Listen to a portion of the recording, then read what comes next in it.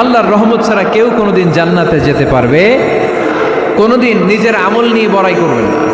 আপনার কি ভাবেন যে আপনার আমল দিয়ে আপনি জান্নাতে যাবেন?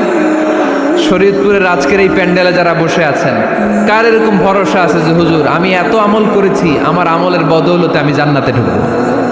কে কে আছেন দেখি? আল্লাহর ওলি আছে? এরকম কোন আল্লাহর ওলি? হ্যাঁ আছে? নাই। আল্লাহর হাবিব বললেন আল্লাহর রহমত ছাড়া, ভালোবাসা ছাড়া কেউ কোনোদিন জান্নাতে ঢুকতে পারবে? আম্মা জান আয়েশা বললেন ইয়া রাসূলুল্লাহ আপনিও না? আল্লাহর হাবিব বললেন না আমিও না, তবে আল্লাহর রহমত আর দয়া সেদিন আমাকে ঘিরে রাখবে।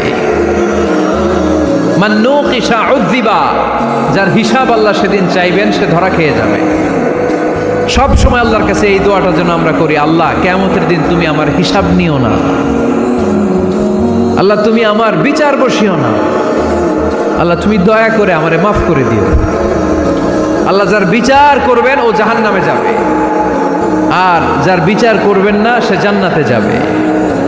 আল্লাহ যদি বিচার করে আর পাই টু পাই হিসাব নেয়, নামাজ পড়লি না কেন, রোজা রাখলি না কেন, মিথ্যা বললি কেন, খাদ্যে ভেজাল দিলি কেন, মাছে ফরমালিন দিলি কেন, যৌতুক খাইলি কেন, ঘুষ খাইলি কেন, উল্টাপাল্টা করলি কেন, জিনা করলি কেন, একটার পর একটা প্রশ্ন বানে যদি সেই ভয়ঙ্কর দিনে আল্লাহ আমাদেরকে জর্জরিত করে, আমাদের কোনো উত্তর আছে?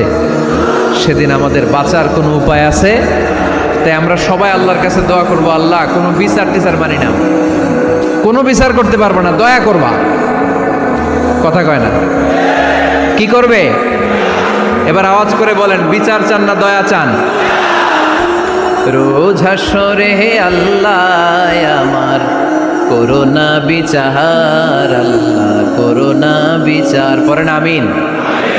রোজ হাসরে